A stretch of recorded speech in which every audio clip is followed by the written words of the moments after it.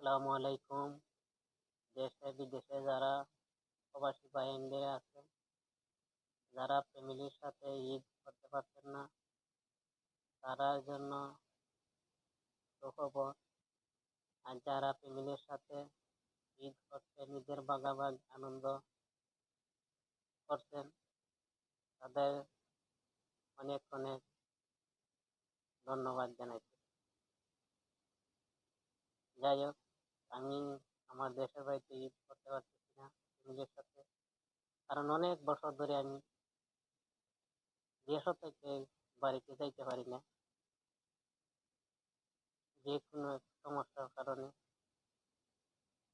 যাই হোক, সবার ফ্যামিলি নিয়ে ঈদ করতেন, এইটাই শুক্রিয়া আদায়, ধন্যবাদ। আর আমার লাগে একটু দোয়া করবেন যাতে আল্লাহ আমাকে বাড়িতে নিয়ে ঈদ করায় আগামী কুরবানি ঈদ। ঈদ মোবারক, ঈদ মোবারক, ঈদ মোবারক।